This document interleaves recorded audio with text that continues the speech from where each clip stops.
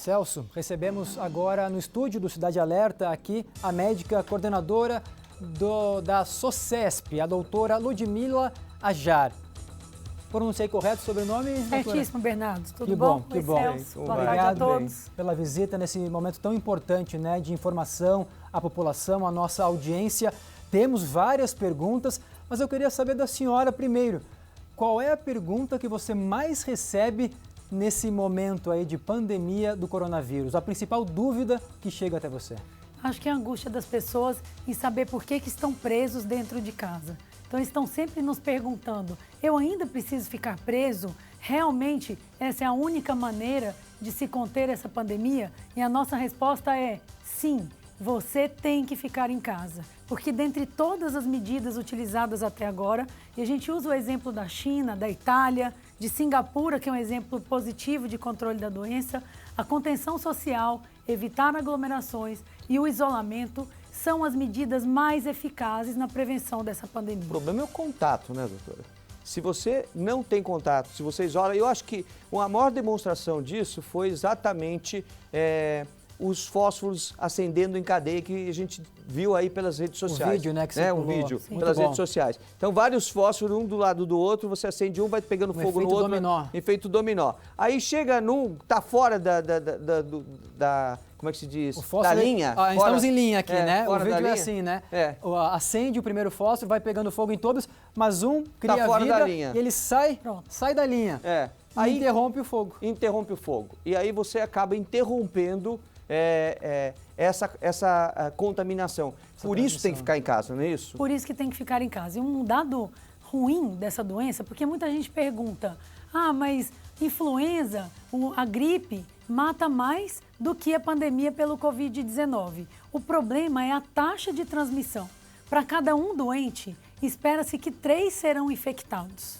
Então, isso é que os epidemiologistas chamam de R0, é o poder de transmissão do vírus. Eu estava contando agora grande. exatamente isso. Um médico saiu com 5 amigas no domingo, ele estava contaminado, ele passou para as 5. Então esse Trocaram é o problema. o copo ali na hora que estavam bebendo e passaram para as 5. Por isso que um dos pontos importantes é o que você já mencionou, Celso, que é o distanciamento. Ideal de 2 metros, mas pelo menos de 1 metro. Então, por exemplo, não adianta a gente reduzir o número de pessoas que estão trabalhando, mas além da higiene das mãos, da higiene pessoal, da chamada higiene respiratória, que é a pessoa, na hora de tossir ou de espirrar, usar o cotovelo, não deixar que essas gotículas, essas secreções cheguem até as outras, mantenha o distanciamento. Vamos falar de maçaneta de carro, maçaneta de casa, né? Botão do elevador, onde todo mundo mesmo toca. Confinado, como é que a gente age numa situação como essa? Vai subir no prédio, nós tivemos aí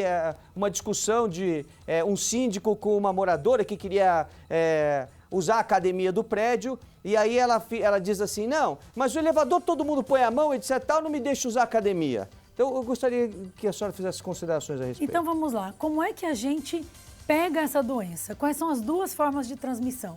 A forma de transmissão mais comum é pelas vias respiratórias, por meio das chamadas gotículas. Então, o cidadão tossiu ou espirrou e houve um contato direto destas secreções com as mucosas, que a gente chama, seja nariz, boca, olho. Por isso que a gente sempre tem que evitar de levar as mãos ao rosto antes de higienizar, com água e sabão ou com álcool gel. Então, primeira maneira, por meio dessas gotículas. Segunda maneira, por meio da contaminação do ambiente. E aí que vem estudos importantes, um saiu no New England Journal of Medicine nessa semana, que é uma das principais revistas do mundo, mostrando que em determinadas superfícies esse vírus persiste vivo por até 72 horas. Então, isso redobra a nossa responsabilidade. Por isso, no táxi, no Uber, no transporte, no nosso trabalho, o uso responsável do álcool gel e a lavagem adequada das mãos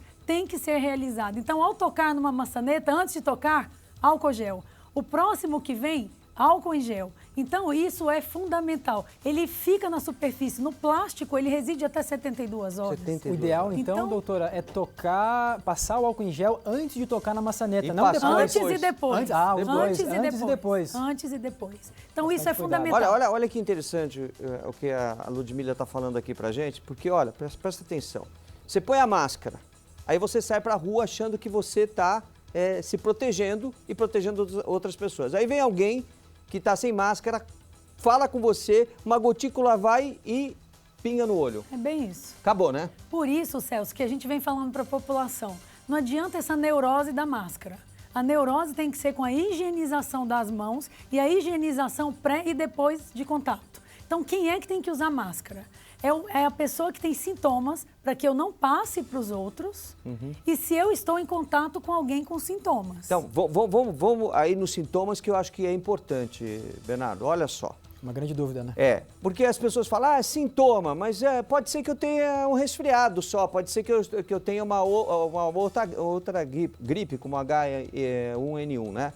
O que acontece numa situação como essa? Você não sabe. Então, tem que se proteger, seja lá qual o sintoma que você tiver. Você põe a máscara, num caso como esse tem que usar a máscara, porque Perfeito. A gente não sabe o que é, né? E tem um ditado muito certo da parte médica que é assim, no momento de pandemia, tudo é Covid-19 até prova em contrário. Então é melhor a gente provar que não seja a doença do que partir do pressuposto, olha, essa sua fala não ouvi em todas as coisas que estão sendo faladas até agora. Eu não ouvi isso. Entenda como sendo Covid-19. Entenda como sendo Covid-19. Em qualquer sintoma. Né? Até que você tenha certeza, né, que não é. Então você entende que é e você se precaver em relação a isso. Inclusive com familiares. Como é que a gente faz em relação à nossa casa, à nossa família? Olha, Celso, eu sempre tenho dito, quem é que tem que estar trabalhando agora? São os jornalistas, são as autoridades e são os profissionais de saúde. Os demais têm que ficar quietos em casa.